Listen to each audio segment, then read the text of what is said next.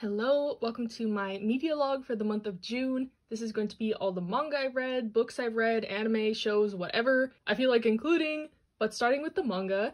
It's like the first weekend in June, so I'll go over what I've read so far. These are all Pride related, as you can see. That'll probably be the theme for the rest of the month, or at least I'm trying to make that the theme.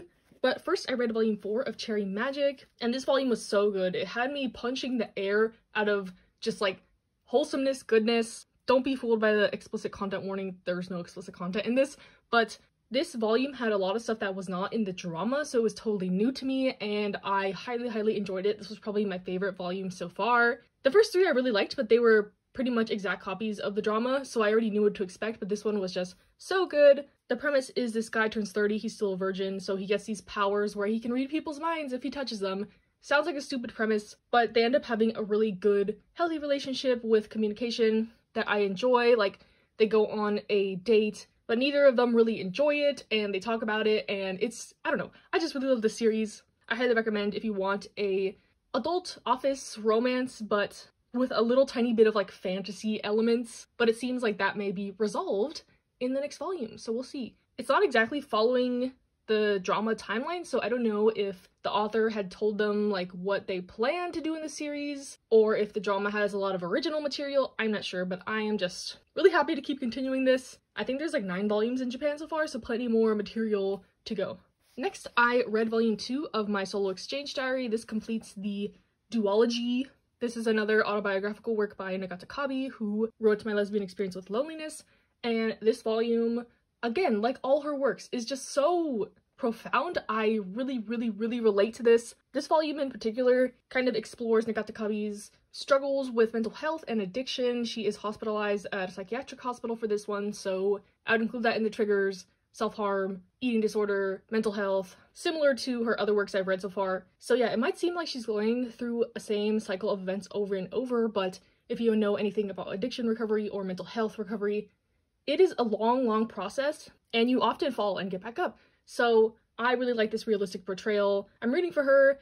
There's 2 other works of hers published in English so far. I don't think I'll read the Alcoholic Escape from Reality one because I don't really like reading about alcoholism, but this one was very good. I highly recommend if you can stomach the topics I mentioned before, and if you want to read something nonfiction and kind of like a illustrated memoir pretty much of someone struggling with addiction, mental health, but also topics such as moving away from home and dependence on family, and yeah, just a lot of good topics in this one. Highly recommend. I like this one a lot.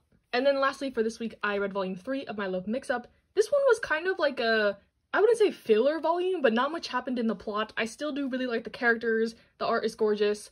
I'm planning to continue with the story, but I'm not sure the direction it's gonna go in. I do like slice of life series where it's kind of really about nothing, but for this one, I feel like the first 2 volumes really were pushing the plot forward, and this one was just like a breather volume, so we'll see how it continues. I'm optimistic. I liked it. Some cute moments in this one. Wasn't amazing, but it's enough for me to keep going with the series. Hello, it is the middle of June now, and I'll go over some more manga I've read. Not too much, but still sticking with the Pride themes.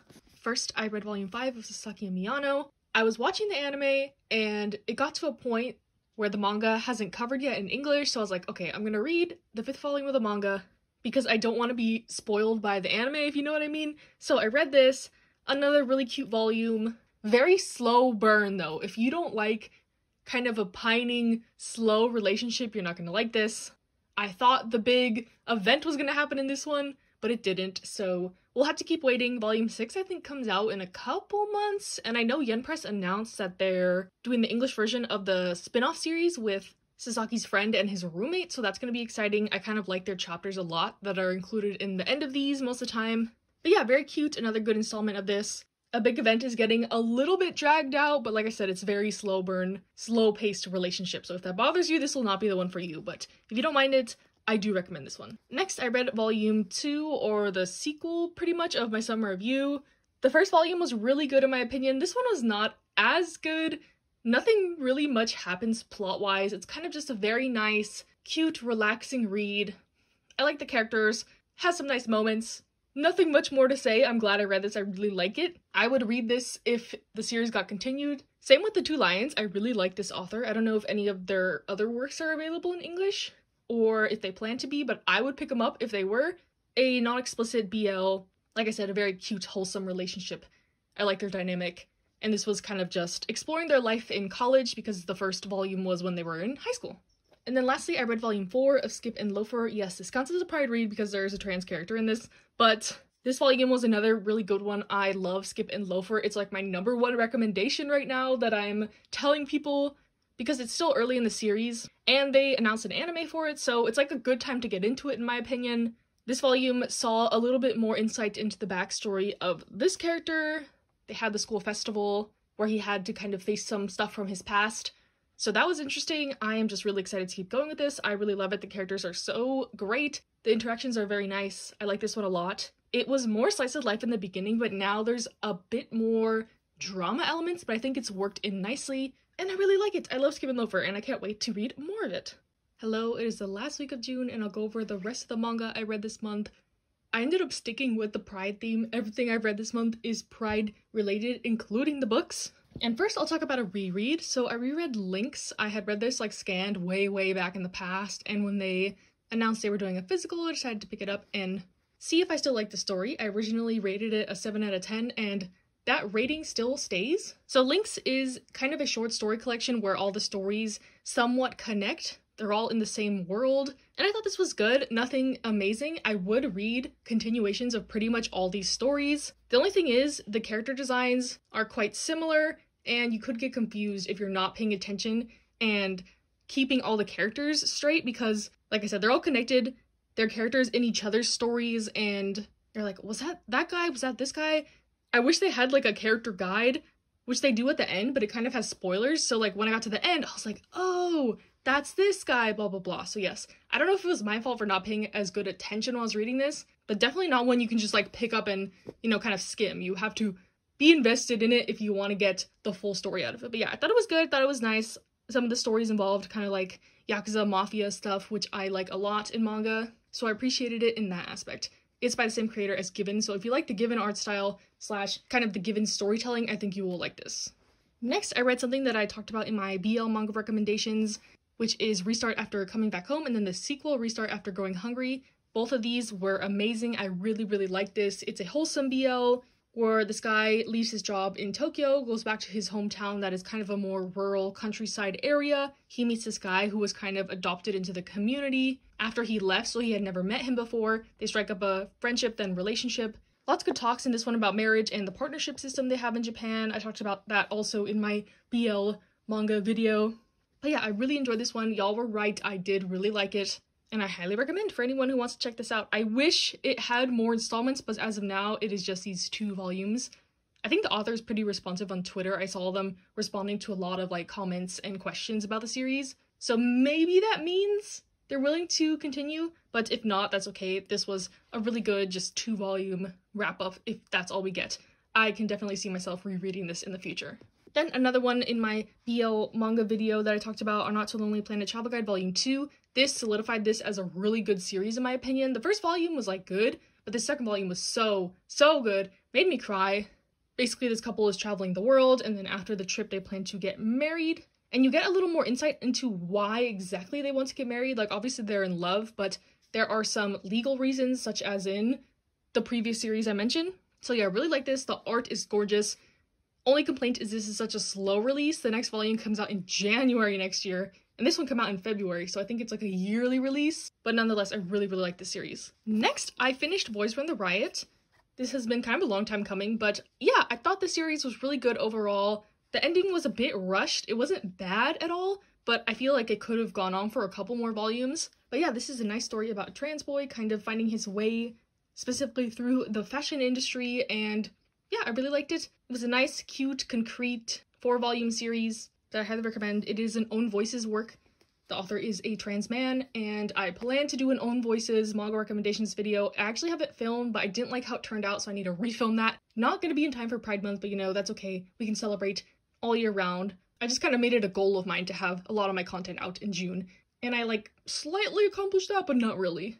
And speaking on kind of my late Pride content, so I was filming like a girls love trying out video, but I didn't like how that turned out, so I'm just going to talk about this here, and then in the future I will just do a girls love manga recommendations video once I get through more of my TBR. That was the one thing I didn't really get to this month, unfortunately, but I did read volumes 1 through 4 of How to Read Relationship. So I guess I'll just do a kind of a summary of what I said before, but this is a college girls love series. There's these two girls, they start college, they find out that each other are gay, and they decide to start dating. So it kind of falls into the trope of like, we're the only gay people here, might as well try out dating and see how it goes. So they're not like very close in the beginning, and just they start dating and then the relationship goes on from there, which I think is pretty realistic. You don't always have to be pining for months and months and months to finally ask someone out. So I liked it in that aspect, but from the beginning you can see that they're not really a good couple in my opinion. Just because you happen to be the same sexuality doesn't mean you're going to be the perfect match. But yeah, so I thought this was more of like an exploration into LGBT plus relationships, lots of topics in here, internalized homophobia, how relationships are supposed to go, the speed at which you want to get intimate sexually, like lots of disagreements in this one, and you can see from the beginning that the relationship is probably not going to work out, and there's a bit of a twist in volume 4 that confirms my thoughts about that. So we'll see how the story goes on from here. I do like the series. I would warn that it's not necessarily a romance manga, it's more of a character study, kind of look into these girls' lives, and I feel like these first 4 volumes are definitely more of like a prequel, because I know this story is still ongoing with plenty more volumes, so I'm excited to see how it goes. It's pretty similar, I would say, to Even Though We're Adults, like the same vibe. That it's not necessarily a romance series, just features queer characters and their struggles and their daily lives, so that's why I like it. But I know it's not for everyone. I know a couple people have tried this out and did not like it at all, because it's not a traditional romance, like they get together, they're the perfect couple, you're rooting for them, etc. romance. And then the other girls love title I got to this month, Hello Melancholic, and this one was cute. It wasn't anything amazing, but I did enjoy it, and like the more I think about this, the more I liked it. It's a high school girls love series where this girl plays a trombone, and this girl wants to recruit her for her music club, and at first she's like super hesitant. She had bad experiences in the past with her classical music club in middle school, but she kind of breaks her out of her shell, and it's just a nice progression. I like the side characters, and I like the art. Like, I don't know if it translates well on the cover, but the art is so good in my opinion. I really like this style. Like, the designs of the side characters are so appealing to me. I don't know why, but yeah, this one was cute, nothing amazing. It's only going to be 3 volumes, and this release from 7 Seas is really nice. It has like embossed, like raised stuff. The quality is really nice. I think the second volume comes out in July, so I'll definitely be picking it up.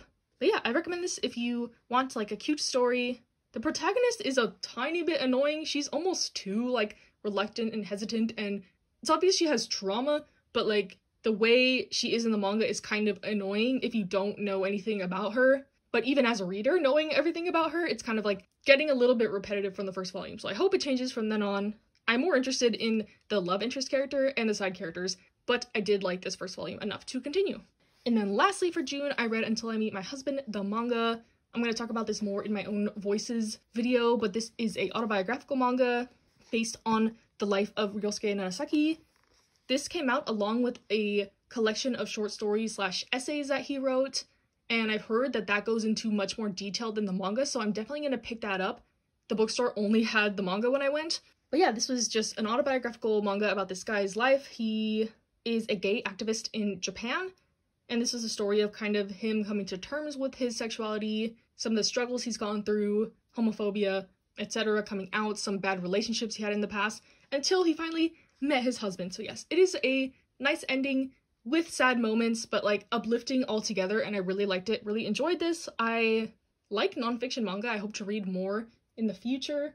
Stuff like My Lesbian Experience with Loneliness, those manga are all really good by Nagachikabi. So yes, if you have any more recommendations for me of like autobiographical manga that you think is really good, send them my way. And yeah, that is all the manga I read in June.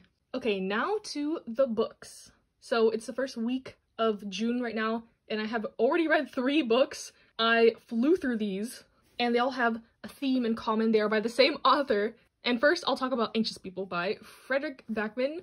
I mentioned this in May. This kind of bled into my June reads, but I love this book a lot. I gave it 5 stars, and it's about this group of people who are held hostage in this apartment by a bank robber. And while that is kind of like the overarching plot, it's more about these characters and their struggles, and I really, really liked it. It's a character study, human drama type piece, but it was really funny. I don't know why I was expecting it to be super serious. It literally says laugh out loud funny on the cover, but this was funny, witty, but balanced with the serious moments really well. I can see how people wouldn't like this writing style though. The author does break the fourth wall a lot and says stuff like, this is not a story about blah blah blah, or this story is about blah, but it's also about blah, you know? And he utilizes the second person a lot, which I haven't seen much in stuff I've read recently. So yeah, I really like this. Highly recommend. And as I said, I read 2 other books by this author this week already, but they're in a series, so I'll lump them together. And the 2 are Beartown and the sequel Us Against You.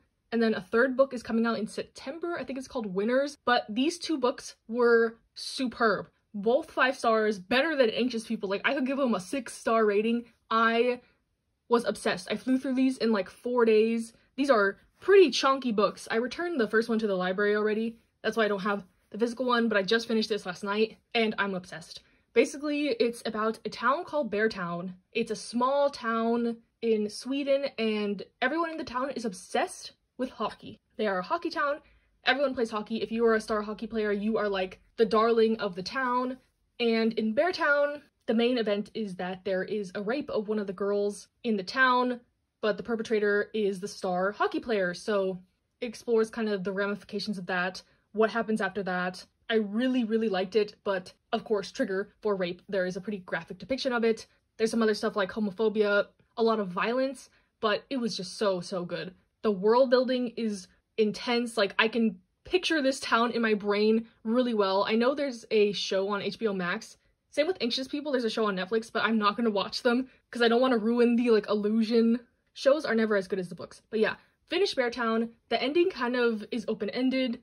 It alludes to some stuff. There's a lot of foreshadowing in Backman's writing, and some of that got solved in Us Against You, and some of it didn't, so I'm like, the 3rd book is gonna break my heart because I already know what's gonna happen to my favorite character because it's been foreshadowed, but I'm not ready. I thought it was gonna happen in this book, but it didn't. And yeah, Us Against You, the sequel, is more about a conflict with another town that they have over hockey, some politics about hockey.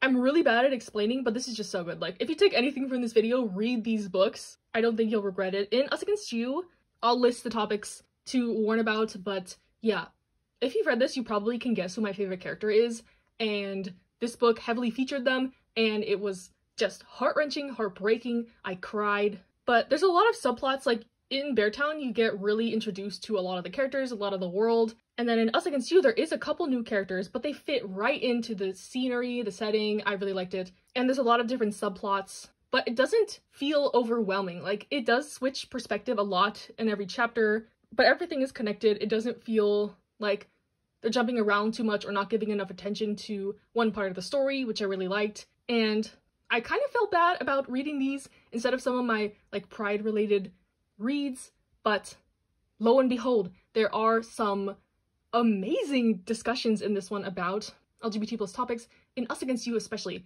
It is probably one of the most realistic portrayals I've ever seen in media about being a closeted person in a small town and everything that you could lose or gain by coming out of it, and it is just amazing. And this is just a side plot. Like, I can go on about this forever and ever, but yeah, I laughed, I cried, my heart was broken and then mended again, and then broken again. Like, this just puts you through the ringer, and I'm really excited to read the 3rd book. The person who recommended this to me is Honeydew Mochi Maria.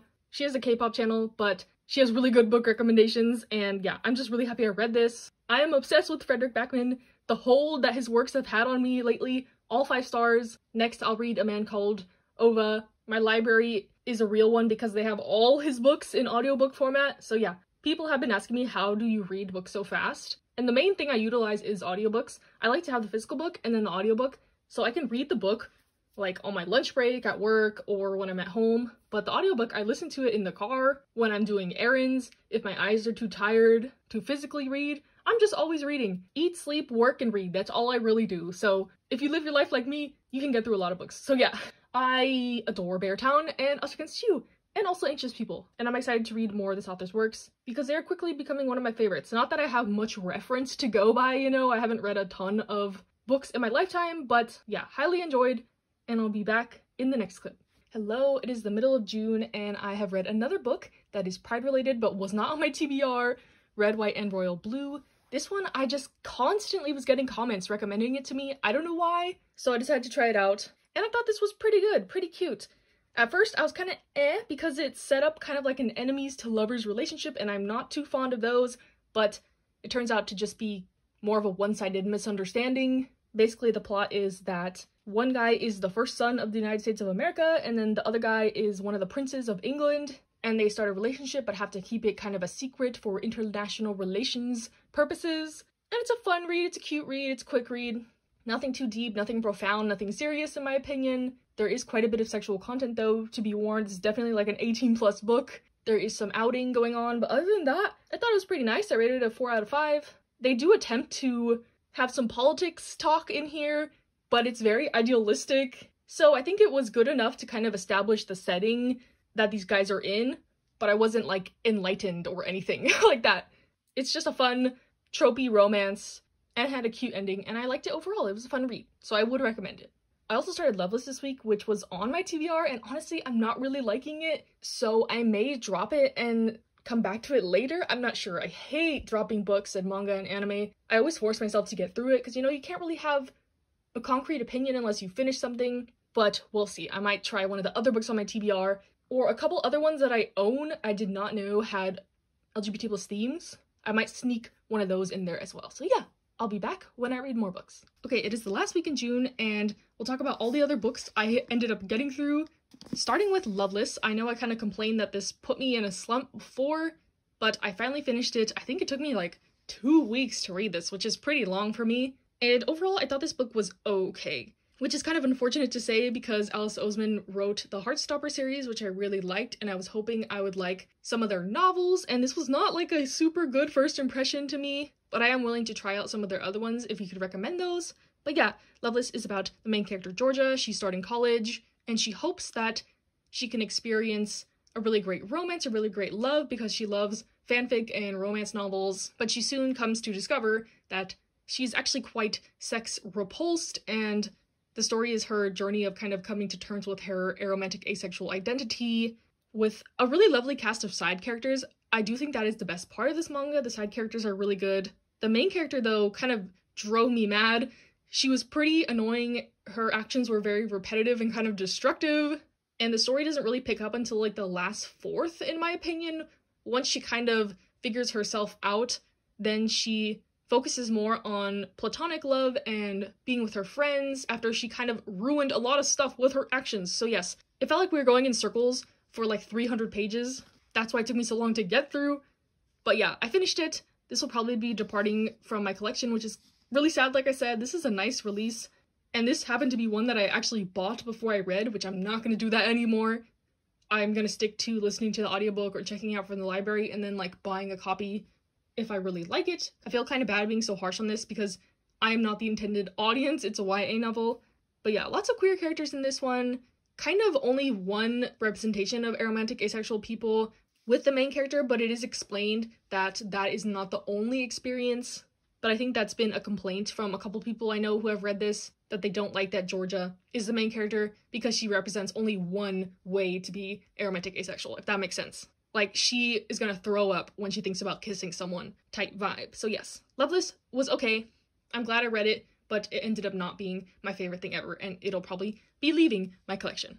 Then the next thing I read definitely got me out of that slump. I think I read this in like a day. I devoured this novel, The Song of Achilles.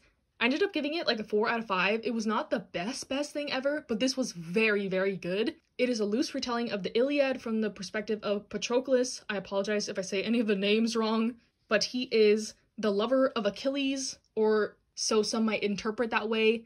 You know, historians will probably argue that he's just his really good friend, you know, best buddies. But yeah, so if you don't know the story of the Iliad, it's basically the battle at Troy for Helen. It's an ancient Greek kind of action-adventure story with some romance, and I really, really liked it. It's quite sad. I didn't cry.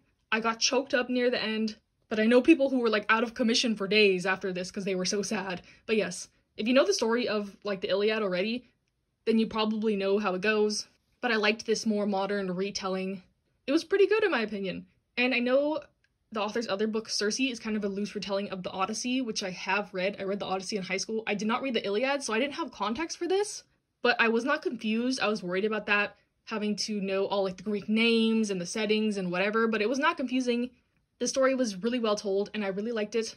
And I didn't know this was LGBT+, so it kind of snuck in here this month when I posted about it on my story. Everyone was like, yeah, that's gay. And I was like, oh, okay, I'm gonna read it this month. And like from the first chapter, I was like, oh yeah, this, like, I don't know how else to describe it, but this is gay. So yes, I really like Song of Achilles. Highly recommend. I felt there were like a couple plot holes near the end. That's why I bumped it down to a 4 instead of a 5, but I did like this overall. And then lastly for this month, another book I really enjoyed last night at the Telegraph Club. I buddy read this with Tony's manga, which was really fun. I've never done that before with someone. It was good to kind of motivate each other to keep going with it, but I did finish this one fairly quickly as well. It was pretty good in my opinion. It's basically a sapphic novel set in the 1950s in San Francisco. The main character is Asian, so along with her struggles with her sexuality, there's also struggles about post-World War II, being Asian in the United States, what that means. And overall, I did appreciate the history aspects. The only thing I didn't like about this book was there's some flashbacks with the main character's parents that I felt were unnecessary, but once we got back to the main character, her story was really endearing, really lovely. I love the romance. I am like obsessed with this couple. I feel like the ending was a little bit rushed as well. I wish we could have had more time / more insight into it. A couple plot holes / loose ends that weren't exactly tied up, but overall I really like this book. Some insight into kind of the gay nightlife scene as well in the 1950s, which was really interesting, as well as the history aspects. It wasn't just Asian American history, it was also queer history in America in this time period. So yes, really like this book. Really glad I read this. Thank you to my friend Nicole for recommending it to me. Everything I've read from her recommendations list she sent me was a hit. This was one I bought like just off her recommendation, and also Song of Achilles. So I'm glad I bought these ones. They are staying in the collection. Just Loveless was not a hit for me, unfortunately. But yes, that is all that I read this month. I don't think I'm going to talk about like shows and anime. I've just been keeping up with Drag Race, Spy Family, Comey. Well, Spy Family ended, and the adaptation was really good. I think it continues in October, but yeah, really liked it. 9 out of 10. Love Spy Family. Not much more to say on that, but yeah. And I thought it would be kind of fun to go through my TBR since I did actually have one for this month. I usually don't have a TBR, and kind of mark off which ones I did read and I didn't. Just going by the thumbnail of that video, because I usually include everything in the thumbnails. Y'all are never surprised with my videos, but it looks like I read all the books except History Is All You Left Me. I didn't start that one because I was not in the mood for something angsty / sad, and I kind of replaced that with Song of Achilles, so it was a give and take, and I'm okay with not having read that. I'll read it eventually. And then for the manga, I didn't read A White Rose in Bloom Volume 2, Even Though We're Adults Volume 2, Monologue Woven for You, My Wandering Warrior Existence, and Donuts Under a Crescent Moon 2, and Kase-san, the next volume. Yeah, I was slacking on the Girls Love series because, like I said, I was gonna do like a reading log about them, but then I felt demotivated having to like read it and then film, and it was just a mess. So I will do a Girls Love recommendation video in the future once I read all those. And then the only other one I didn't read was Given Volume 6. I'm still postponing that. I've mentioned so many times that I hated volumes 4 and 5, so volume 6 is the start of a new arc, and I don't know how it's gonna go, and I'm scared. So yes, that is all I read for the month. I think I did okay on my TBR. I probably got through about half of it. I was much more invested in reading books this month for some reason. But yes, thank you for watching. Stay safe, happy, stay healthy, and I'll see you next month. Hello, this is a bonus clip at the end of the video because I totally forgot to include this, but I read the graphic novel Bloom. I got it at the library. And honestly, it was not that good. The art was amazing, but the story was kind of bad. Basically about this guy, he wants to move to the big city away from his family's bakery. He hates it there, and his parents say, okay, you need to find a employee to replace you. And this guy comes to clean his grandma's home who recently passed away, and of course he happens to be this master baker. He gets hired at the bakery, and they end up starting a relationship, whatever. It was okay. It was kind of cute. The main character was just insufferable. He was really childish and really annoying, but the love interest was good. I liked him. And yeah, that's all I wanted to say about that. Recommend me more graphic novels because I really want to read some more, but I don't really know where to start. They just had this in like the Pride section at my library, and I was like, oh, looks cute enough. I'm gonna try it. And it was kind of a flop. So yes, bye now.